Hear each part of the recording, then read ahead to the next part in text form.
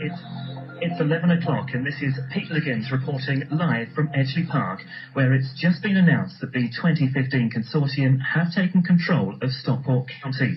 The club's new chairman, Alwyn Thompson, read out a statement confirming that the group had received the league's golden share and that the Hatters are no longer in administration. He was joined on stage by CEO Sean Connolly, Director Tony Gibbon, his wife, the Vice Chairman Mary Gibbon, and Pete Wilson, the company's secretary.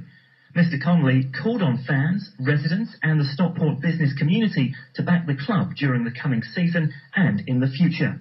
We'll be hearing live from Sean Connolly at 11:30, where we also hope to find out about the new board's plans for who will be the club's manager.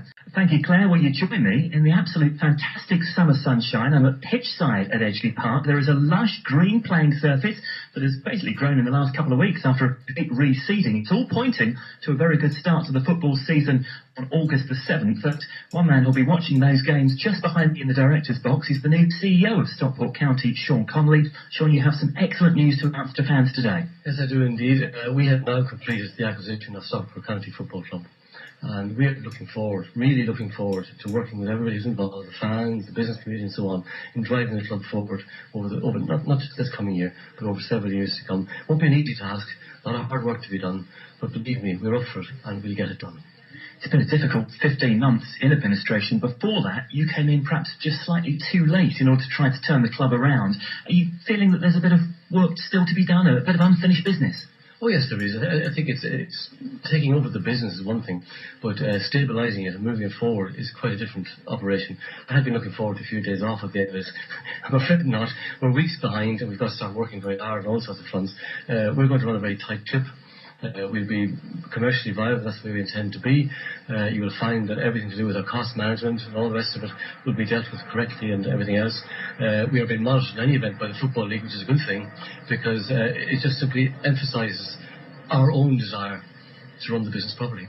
You have announced today that Gary Ablett and his team have left the club by mutual consent. He had a very difficult year, very trying circumstances. The interviews, I understand, are going to start very soon for the new manager. Will Jim Gannon be on the shortlist?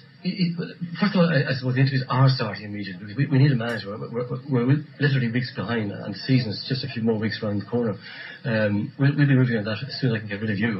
We move on and start talking about Jim Gannon. He keeps getting mentioned. He's been a terrific manager here before. We haven't spoken to him because we haven't been allowed to. We play it by the book. But yes, if he's interested, we would love to speak with him. There will be an open day this Sunday, a kit launch. You'll also be able to see the new Stockport County badge for the first time. You're hoping that the whole of the borough now turns out to support what is a locally owned football club.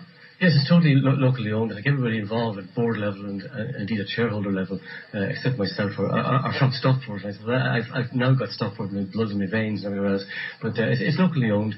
I think there are people who are committed to the town of Stockport for a start off. They want to really make something that will help the town in its development project. We're already involved, as you probably are aware, with the Borough Council.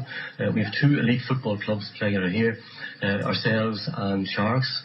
We have terrific relationships with Sharks at the moment and indeed with Cheshire Sports, and we will be developing those relationships.